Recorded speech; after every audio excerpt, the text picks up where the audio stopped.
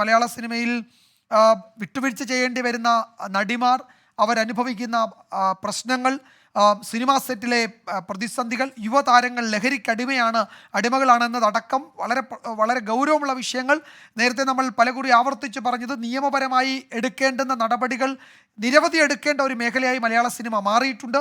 കാരണം അവിടെ FIR register ചെയ്ത് തുടർ നടപടികൾ എടുക്കേണ്ട നിയമലംഘനങ്ങൾ ഒരു പിടി അവിടെ ഉണ്ട് എന്നുകൂടി കമ്മിറ്റി മുന്നോട്ട് വയ്ക്കുന്നുണ്ട്.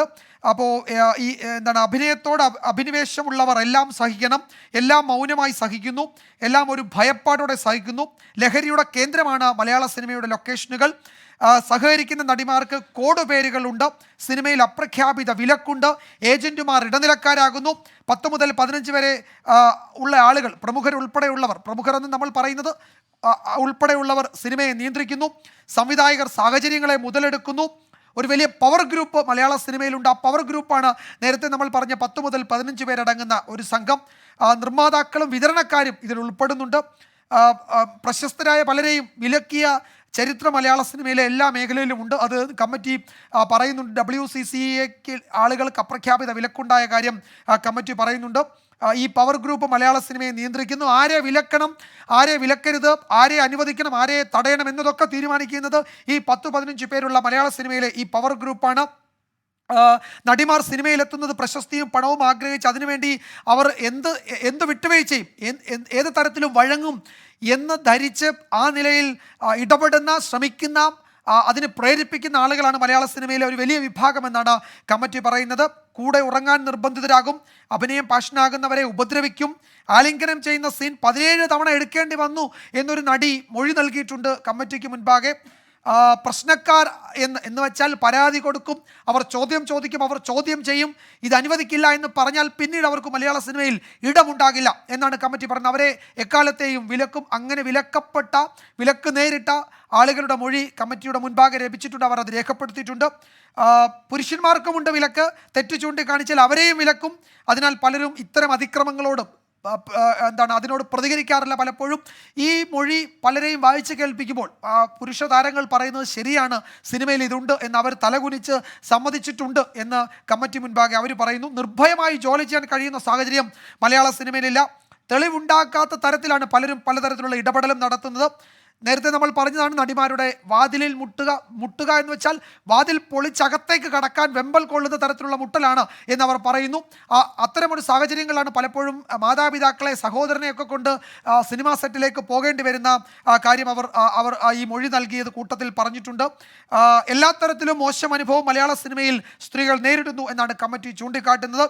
ജൂനിയർ ആർട്ടിസ്റ്റുകളുടെ കാര്യം പറയേണ്ടതിൽ അവർക്കായി പ്രത്യേക വാട്സപ്പ് ഗ്രൂപ്പുകളുണ്ട്.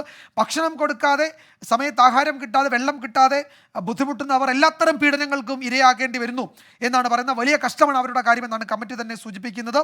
മൊഴി നൽകാൻ വലിയ ഭയമായിരുന്നു പലർക്കും. വിവരം പുറത്തറിഞ്ഞാൽ കുടുംബം തകർക്കും, ബന്ധുക്കൾ അപകടത്തിലാകും. അങ്ങനെ വലിയ സമ്മർദ്ദങ്ങൾ, വലിയ വെല്ലുവിളികൾ, വലിയ ഭീഷണികൾ ഉണ്ടായിരുന്നു. അതിനൊക്കെ മറികടന്നാണ് കുറേ ആളുകളെങ്കിലും കമ്മിറ്റിക്ക് മുൻപാകെ എന്താണ് മലയാള സിനിമയിൽ നടക്കുന്നത് എന്നതിൻ്റെ ഒരു നേർചിത്രം നൽകിയത്. ആ നിലയിൽ മലയാള സിനിമയിലെ പീഡനങ്ങളുടെ